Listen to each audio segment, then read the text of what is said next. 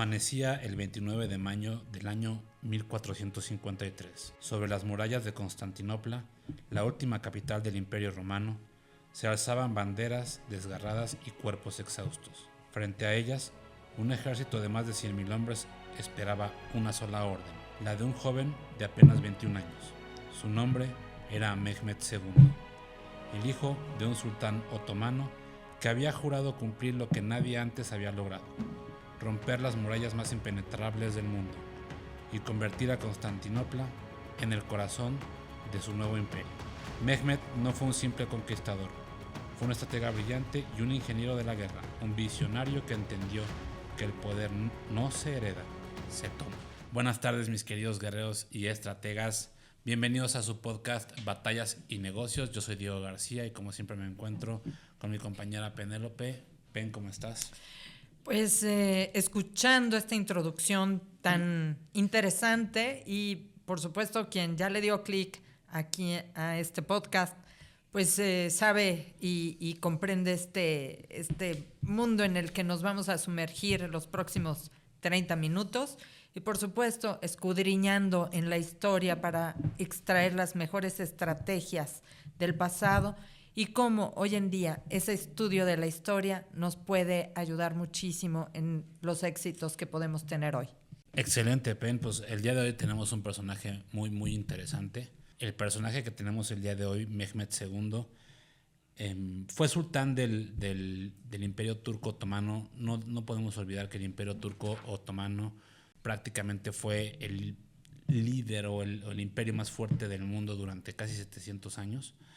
Y Mehmed, con una edad muy corta, logra lo que durante 1000 años ningún otro conquistador había logrado, que es conquistar Constantinopla. Pero antes de entrar de lleno en la toma de Constantinopla, tal vez hablar un poquito de quién es y la introducción de Mehmed II. Mehmed, bueno, es hijo de Murat II. Murat II es sultán también del Imperio Turco Otomano. Había intentado tomar Constantinopla y había fracasado, cosa que siento yo que marca mucho a Mehmed, ¿no? Es un cuate que ve que prácticamente es la derrota más importante de su padre y dice, no, yo sí lo voy a lograr, ¿no? Mehmed nace en el año de 1432. Hay dos o tres cositas importantes antes de entrar a la toma de Constantinopla que yo quisiera comentar. Alrededor de a los 12 años más o menos de Mehmed, su padre abdica el trono y le dice, órale, ¿tanto quieres ser sultán? Ahí está, te doy el sultanato, ¿no? En 2 ocasiones es sultana. ¿Y qué pasa? Pues no puede sostener el poder. Se da cuenta, los genízaros, que eran las tropas de élite de los turcos otomanos, se rebelan, dicen, no, esto es una loquera. Y a no hacer el cuento largo, Murat tiene que retomar el trono. Y entonces yo siento que Mehmed aprende una de sus lecciones más importantes. El poder no se da, no se puede pasar, se tiene que tomar. Y se tiene que ganar también, ¿no? Como tú bien dices, Diego, pues, si para Mehmed pudo haber sido una misión de vida el tratar de conquistar Constantinopla, pues tengamos en cuenta que desde el año 626 de nuestra era hasta 1453 tuvo 24 asedios, Constantinopla. Incluido empezando uno por los mongoles, ¿no? Sí. De hecho, ya habíamos mencionado por allí, ¿no? Estuvimos hablando fue asediado por los islámicos, tanto los selyúcidas como los omeyas, y ahorita estamos hablando de los turcos.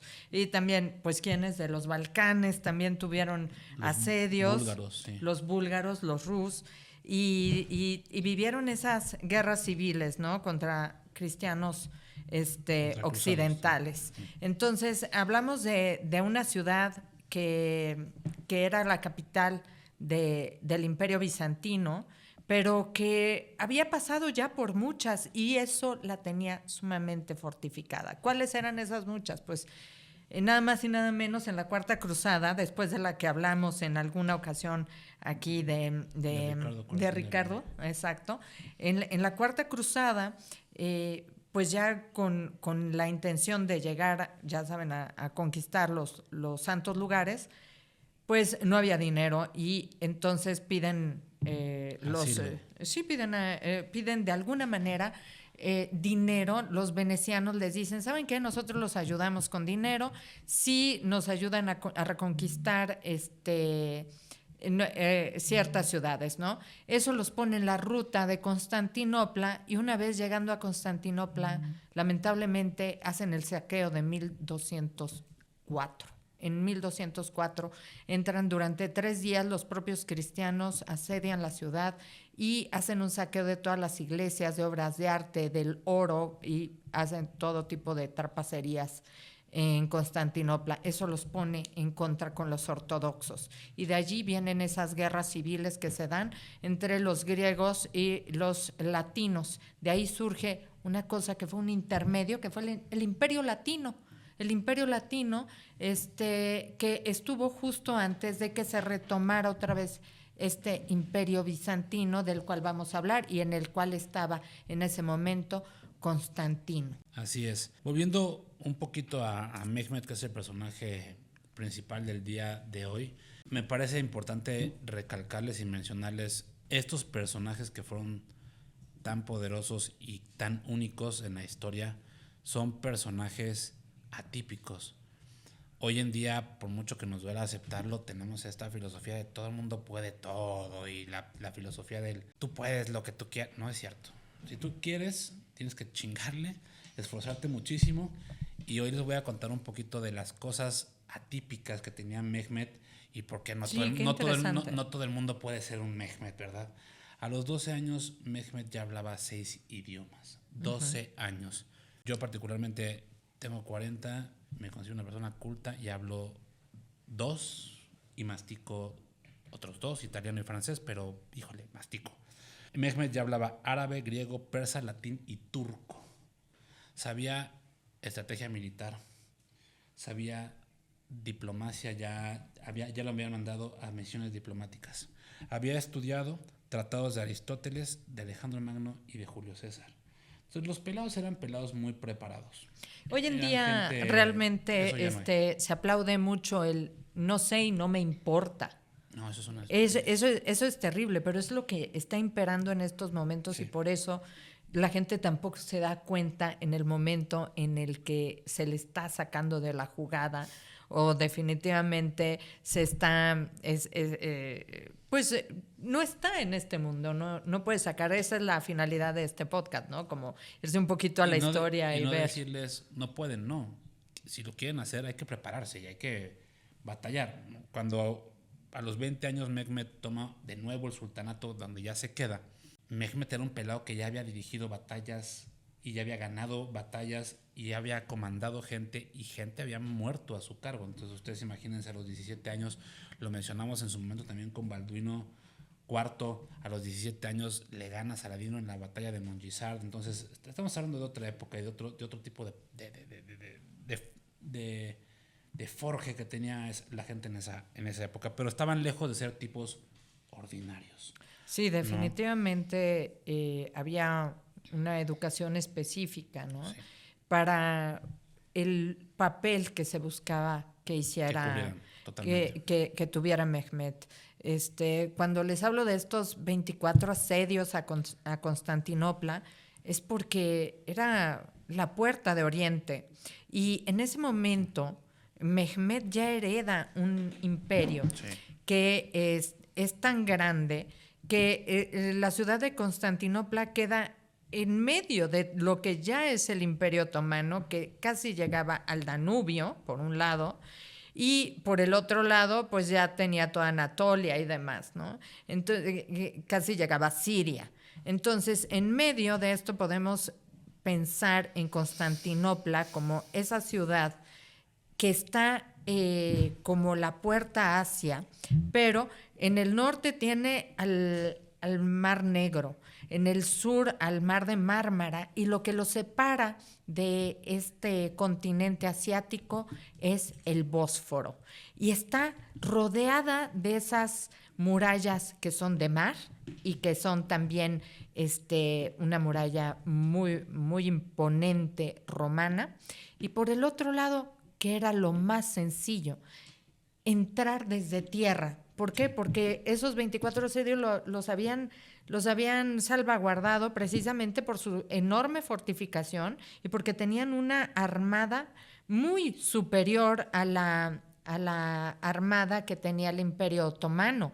Entonces, con ellos estaban genoveses, venecianos, gente que domina, y los romanos que ya dominaban en ese momento, por supuesto, los mares, tenían una flota bastante impresionante.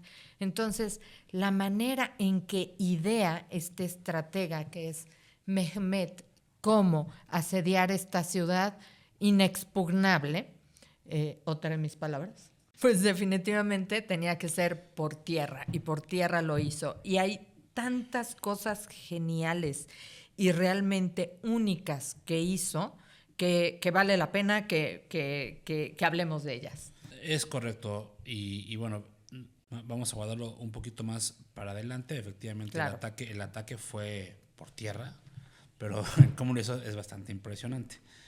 A ver, ubiquemos entonces un joven de 20 años que toma un imperio, el imperio más grande del mundo en ese momento.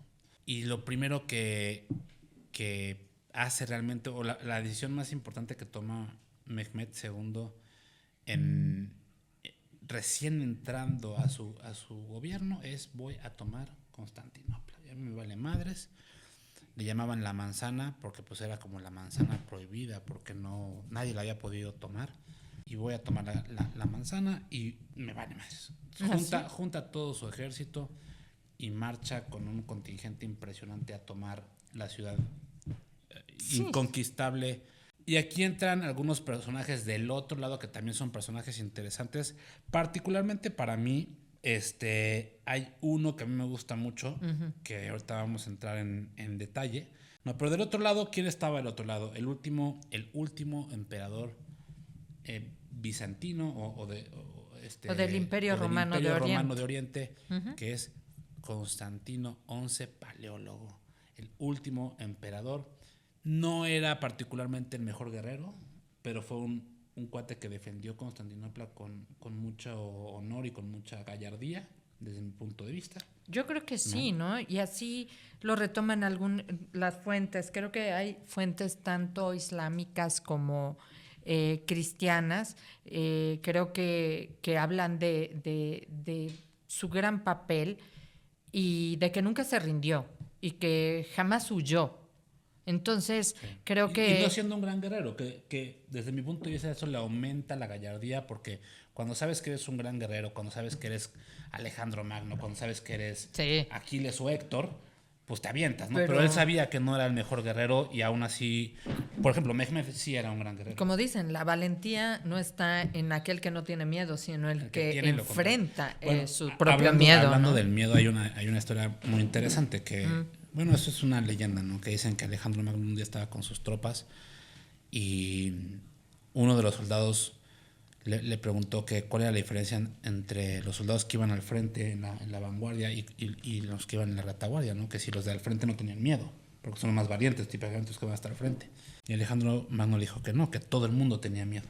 Que la gran diferencia era que la gente que estaba en la vanguardia controlaba su miedo y usaba su miedo para empujarse pues hacia adelante, ¿verdad? Y que la gente que estaba atrás normalmente dejaba que el miedo los controlara y los paniqueara, los congelara y pues no actuaban. Entonces, interesante historia de todos tienen miedo, todos tenemos miedo, y el miedo debes de usarlo como un combustible para evitar que pasen ciertas cosas. Sí, pues bueno, estábamos en Mehmed y en el personaje que te iba a decir que me gusta mucho, que está del lado de los bizantinos, que es Giovanni Giustiniani. Giovanni Giustiniani para mí es condottieri. Un condottieri. La semana antepasada que hablábamos de los mercenarios que tenían los Medici, esos se les llamaban los condottieri, eran mercenarios italianos. Sí, eran diferentes capitanes y guerreros que se hacían cargo pues de un contingente. Claro, militar. Eran, pero Giovanni Giustiniani era genovés, era un condottiero genovés que era experto en defensas de asedios. O sea, él defendía ciudades, era su especialidad, ¿no?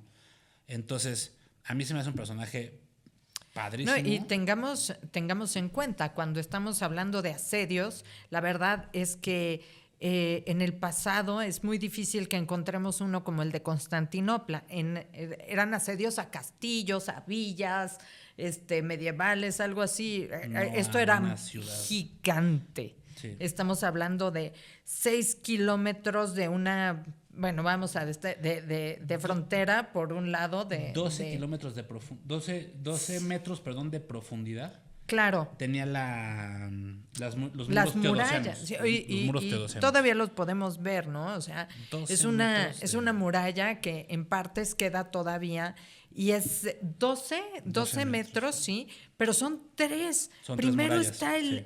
el foso, un foso de 20 metros de largo.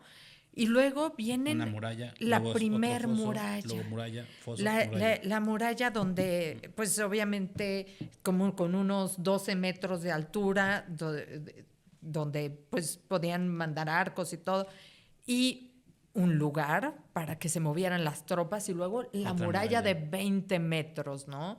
Y entre todas esas se podían comunicar y todo. Bueno, No, es era una obra cosa ingenieril impresionante. que a eso se estaba enfrentando Mehmed. Y para eso lo primero que hace es saber, voy a tener el dominio del Bósforo. Primero se busca tener el control del Bósforo y ahí vemos cómo agranda dos construcciones bien importantes de cada lado del Bósforo que todavía hoy en día las podemos ver y que ostentan la bandera islámica, ¿no? Interesante, entonces, el enfrentamiento que está por darse, pero coincido con Penélope, hay un punto que es crucial para Mehmed en la toma de Constantinopla. Bueno, son varios puntos. Yo podría hablarles de tres. Uno es la determinación de este pelado, o sea, es impresionante. Dos es el genio, porque el tipo no era un tipo normal, era un genio.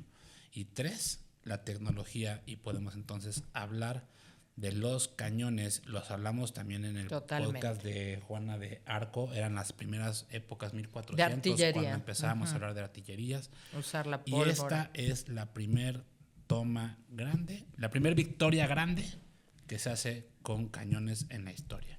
Los cañones no son producidos por los turcos, son producidos por europeos. Sí, por allí hay una leyenda todavía.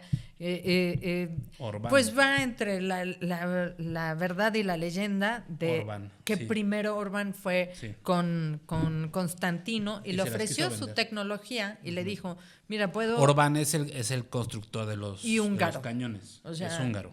Él y su hijo eran los que manejaban. Entonces, los cañones. estamos hablando de unas bestias de cañones como nunca se habían visto en la historia. O sea, podían cargar unas balas de 250 kilos. Yo tengo el dato de 600, piedra. Yo tengo el dato Imagínate, de 600. El basilisco. podría ser basílica o basilisco, Ajá, que así se la llamaron. basílica, sí, el basilisco. ¿Cómo se llama? El más grande. El más grande de los cañones, pues podía... Yo, la verdad, no me puedo ni imaginar. Que fueran porque 250 sí eran o 600. unas una cosas tontería, ¿no? súper enormes y además necesitaban una carga de pólvora impresionante para accionarlos en cada ocasión.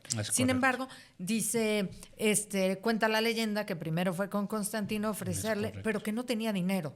O sea, no había forma de que pagara esa tecnología, esa artillería. Y pues el otro, buscando pues, ofrecer su tecnología y ganar dinero. Y es bien sabido que si algo tenía el Imperio Turco Otomano, los persas en la historia, era muchísimo, pues sí, era un imperio pesos. gigantesco, ¿no? Entonces Los le ofrece pesos. no solamente lo que pidió, le ofrece 6 veces esa paga. O sea, se va por mucho. Y no escatiman. Los cañones no se hacen allí, o sea, se hacen en otro lugar. Sí, tienen que ser forjados ya sea en hierro o en bronce. Es correcto. Y luego los transportan, ¿no? ya lo tengo así. Proyectiles de 600 kilos. Sí, 600 kilos, una bala de 600 kilos. Y imagínense que el basilisco o la basílica medía 9 metros.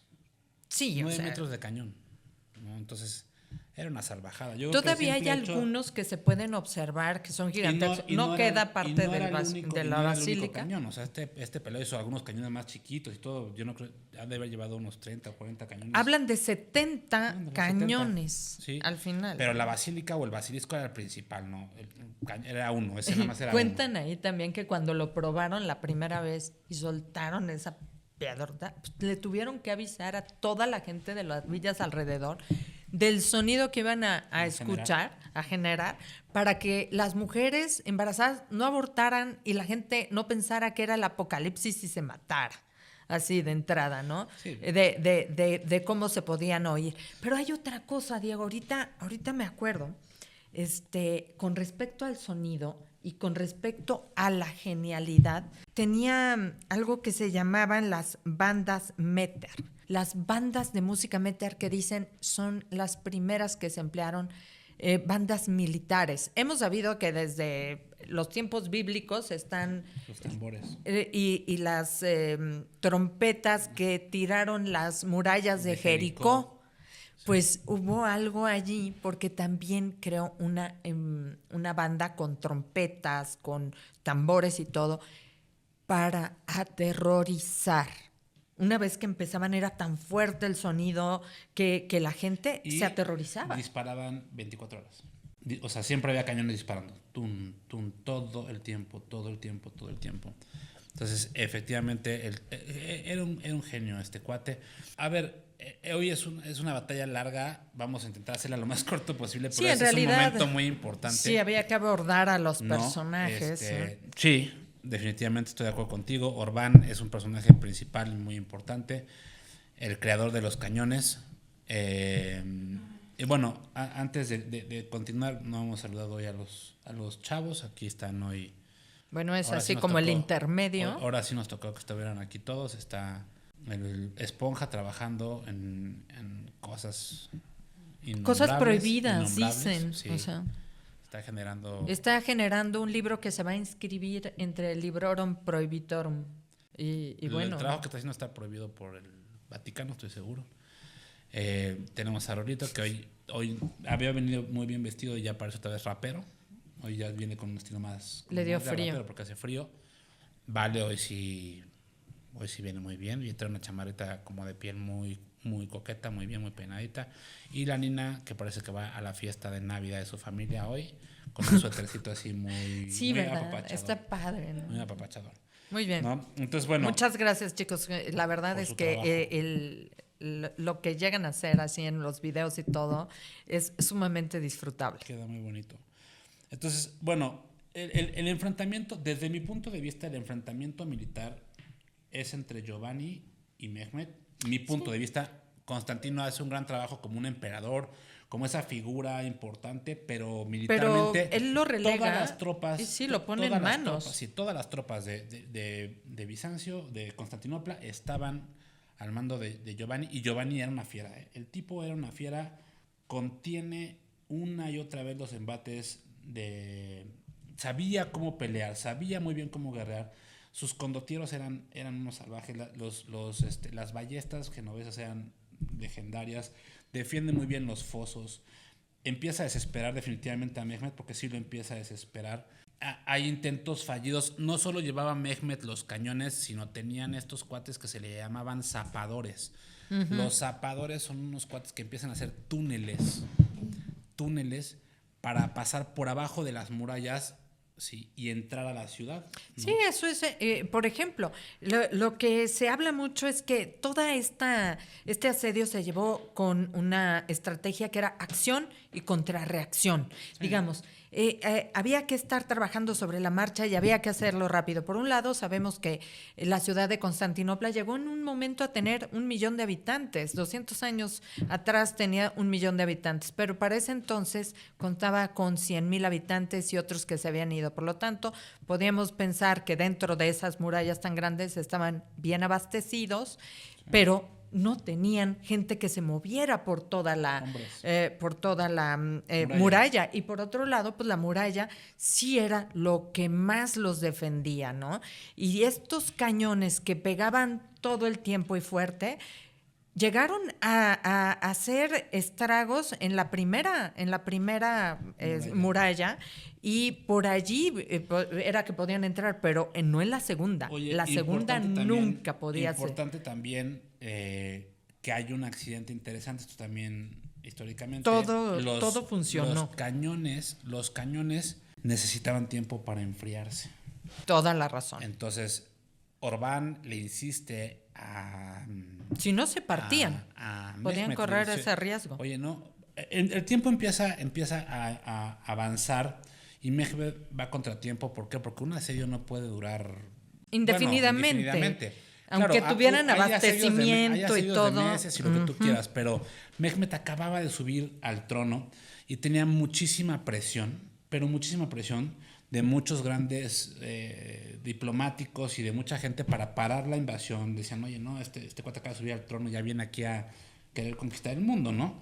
Entonces, él sabía que iba a contratiempo, él sabía que no tenía todo el tiempo del mundo para el asedio. Entonces, por un lado había gente que le decía ya, retírate, las todo el tropas tiempo. Empezaban a tener algunos problemas y Giovanni lo sabía. Giovanni sabía que no tenía que ganar la batalla. Tenía que resistir el tiempo suficiente para que las tropas del otro lado se le voltearan a este güey, porque él sabía la situación, él no era tonto. Entonces, Mehmet sabe que va a contratiempo, entonces se empieza a desesperar un poco dentro de la genialidad de Mehmet y dispara los cañones. Los cañones chicos sí descansan, el que no descansa es la basilisca o el basílico. Sí, era constantemente estar ahí, pero la guerra que se llevaba arriba también se llevaba, como tú dices, por debajo de las murallas. La basílica revienta. La basílica, después de días de estar dispare, y Orbán diciéndole, güey, tienes que descansar el cañón unas horas. No vamos a descansar nada. Y sigan disparando hasta que el cañón explota. Lo reparan en lo que tú gustes y mandes, pero entonces ya se ve obligado a descansar el cañón grande. Uh-huh. Los zapadores, pero aquí viene otra parte interesante. Los bizantinos no estaban mancos y tenían un gran defensor. Empiezan a meterse los zapadores. Sí. Y del otro lado tenían a un cuate que no me acuerdo su nombre, ¿dónde? Que era ese güey era un escocés, uh-huh, que era un experto en escuchar dónde andaban los zapadores. Sí, o sea, entonces, de escuchar bajo tierra. No, pero ¿sabes qué hacían? Y ponían baldes de agua. Ponían uh-huh, baldes de agua uh-huh, en el piso, y entonces tenía güeyes viendo los baldes de agua. Y donde el balde de agua hacía onditas, decía, aquí hay gente, cabrón.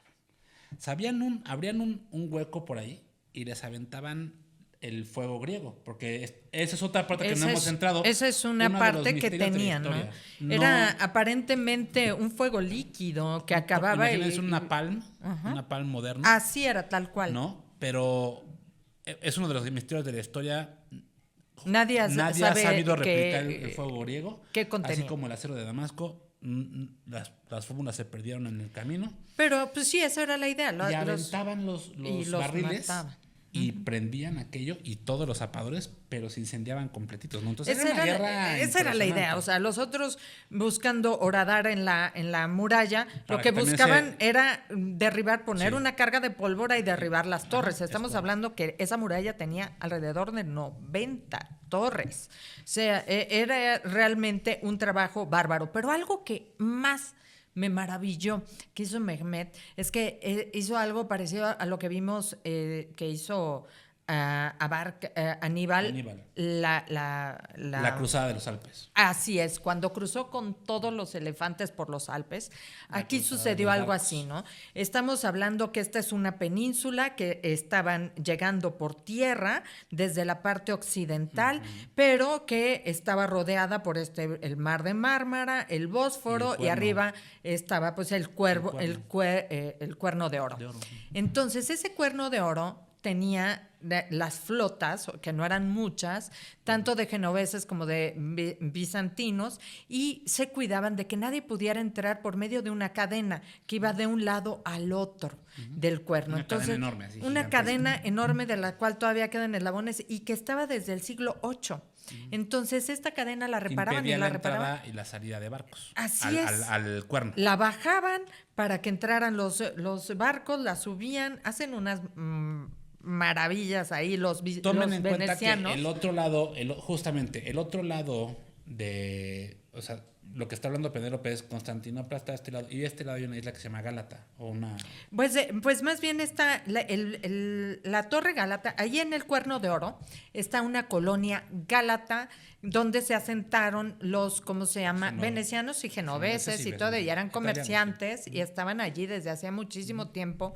Y en ese sentido no se llevaban, se odiaban realmente. Sí. Ahí es donde está la Torre Gálata, muy famosa en el barrio de Pera, hoy en día Estambul, que está desde ese entonces y que era perteneciente, era una colonia extraterritorial totalmente italiana para los, ¿cómo se llama? Para que hicieran el comercio. Pero allí la idea era que como no podían entrar con sus flotas los turcos, pues no podían asediar desde ese lado y hacer una pinza entre la tierra y el mar. Y entonces lo que hacen es pasar en una noche 70 embarcaciones por tierra. Las suben por tierra. A ver, pero imagínense esto, el pelado puso los barcos del lado de Gálata. Sí, ¿no? de Asia, y ya. Y en la noche Asia. Desarmó sus barcos este vato. Armó unos, digámoslo así, con rodillos, con aceite. Con troncos de aceite.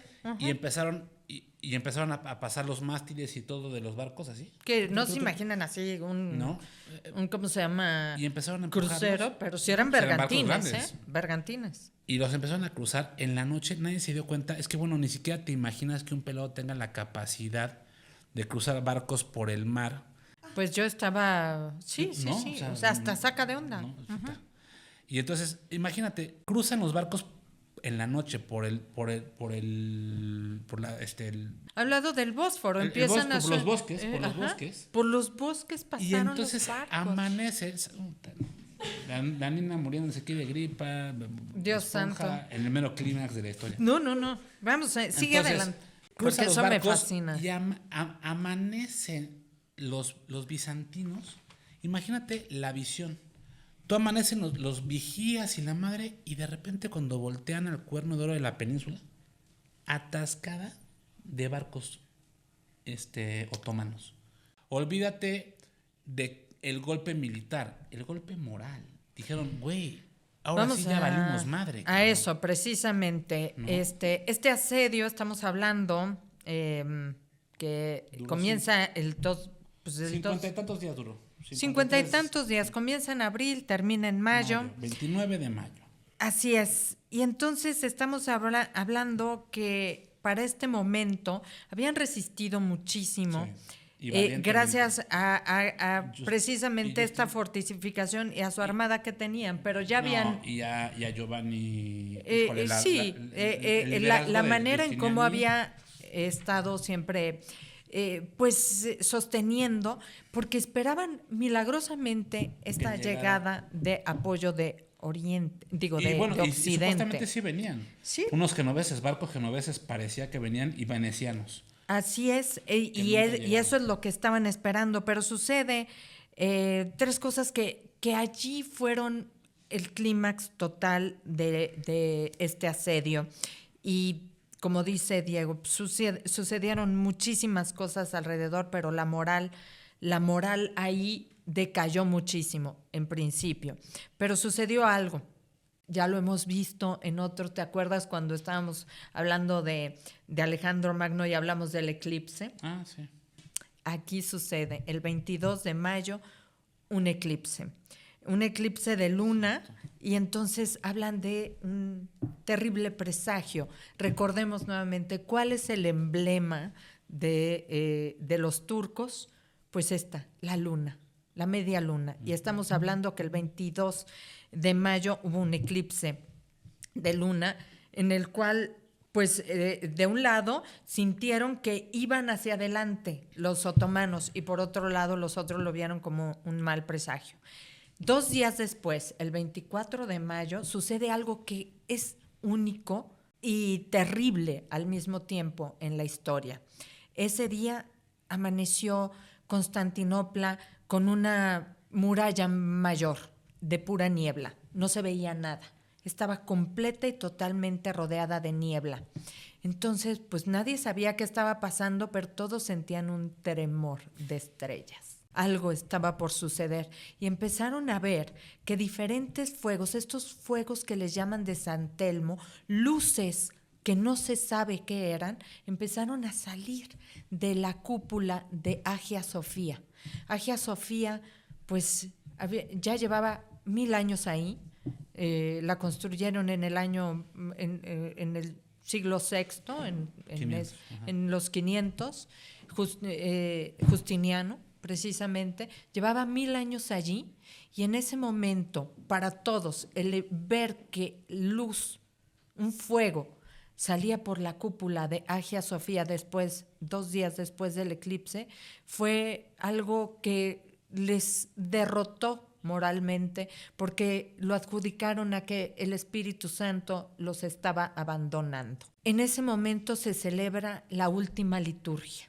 La última liturgia, los sacerdotes ortodoxos y los latinos que habían estado en pugna durante todo ese tiempo, y es la última liturgia, el 28 de mayo, que lo considera Mehmet después de ver eso. El propio Mehmet dice: este día va a ser de descanso, porque lo que viene va a ser único. Y ese día lo dedican a hacer esa última liturgia. Desde entonces no ha habido otra misa más en Hagia Sofía. Se unen tanto los que están con el Papa como los patriarcales para orar a un único Dios que sentían que los había abandonado precisamente esa madrugada. Pues así comienza, en la madrugada, el último golpe que da Mehmet, ya derrotados, ¿no? Así es. También parte de la leyenda es que en algún punto de estos 5 días Giovanni Giustiniani cae herido en la muralla y no se sabe si murió, no se sabe si escapó. Ese es un misterio porque no se sabe. Esa fue una crisis para todos. Y al no estar, una vez más, entramos en la importancia de los líderes en momentos críticos, al no tener a dónde voltear, los bizantinos se rinden. Así es. Entonces, hubo otras, así como... ¿qué fue lo que pasó? Ya estaban derrotados moralmente, pero ¿qué acabó con ellos? Precisamente ven que Giustiniani pues desaparece, nadie sabe si se fue, nadie sabe si murió en el momento, pero lo hieren en la axila, se sabe que su cuerpo pues estuvo lejos de Constantinopla el tercer día y bueno, murió. En el caso de Constantino, se mete allí y nadie sabe tampoco si pidió a su gente que diera cuenta de él o él mismo se perdió en la batalla, pero no hubo ni sus restos se encontraron.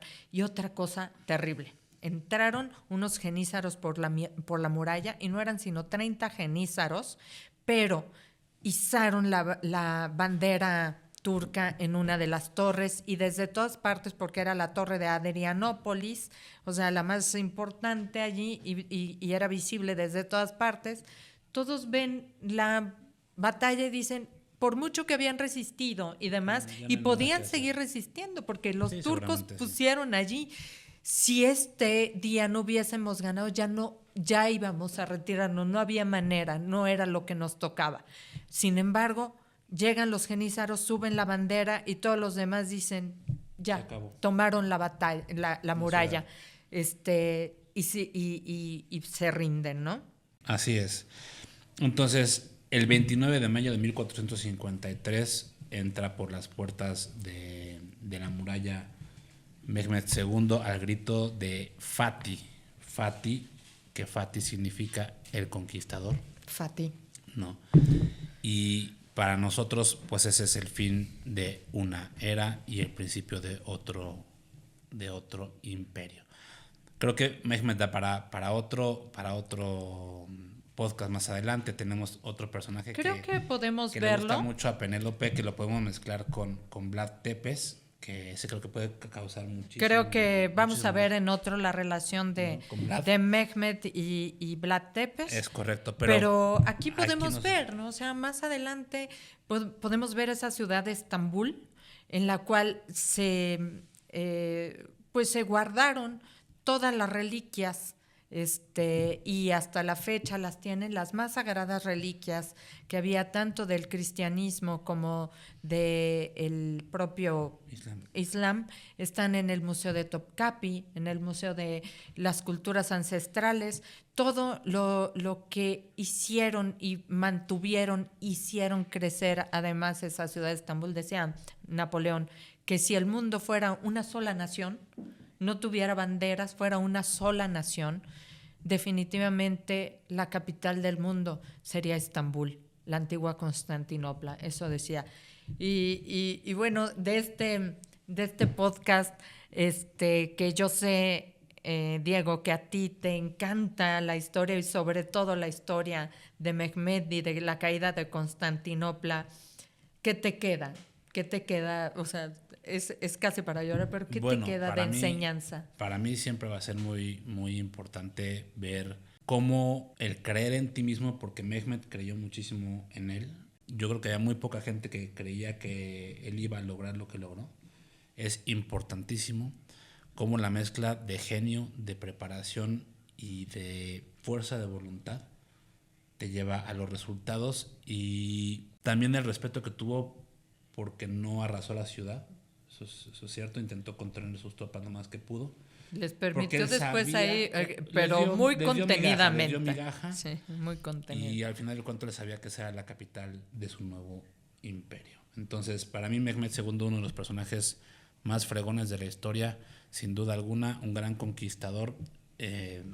Me va a ser un gusto también, creo que, hablar de la relación que tuvo con Vlad Tepes, porque esa es una parte también muy interesante de la vida de Mehmed. Sí. Y bueno, eso. Y por otro lado también la moral de ambos ejércitos, la fe que tenían ambos ejércitos, y cómo algunos quizá eventos externos juegan con nosotros, ¿no? Así como es. los dioses griegos jugaban con los humanos, estos eventos también jugaron con los ejércitos de uno y otro lado, Así ¿no? es. Y bueno, pues bueno, ese fue el podcast del día de hoy. Espero lo hayan disfrutado. Yo fui Diego García. Buenas tardes, buenos días o buenas noches, lo que nos toque decirles. Fue un placer haber estado con ustedes. Pues salud. Pues aquí no tengo, pero salud a ustedes que están ahí donde estén. Pues brinden por esta historia, sumérjanse un poco más y pues visiten alguna vez algunos lugares donde se dieron estos hechos, y sobre todo visítenlos en el tiempo. Los libros nos abren esa posibilidad. Nos vemos pronto. En la próxima batalla. El 29 de mayo de 1453, cuando el sol cayó sobre Constantinopla, el mundo cambió de dueño. El joven Mehmed, apenas con 21 años, entró por la puerta de San Romano y cabalgó hasta la Catedral de Santa Sofía. Allí no gritó victoria, ordenó silencio, mandó detener los saqueos y, ante los restos del antiguo imperio, dijo a sus soldados: mirad la fragilidad de la gloria humana. La profecía se había cumplido. Constantinopla, la ciudad invencible, caía ante un nuevo poder. Pero más que una conquista militar, fue un cambio de era, el último suspiro de Roma y el primer aliento del Imperio Otomano. Mehmed II no solo derrumbó muros, derrumbó una visión del mundo, transformó Estambul en un puente entre Oriente y Occidente, entre la fe y la razón, entre el pasado y el porvenir.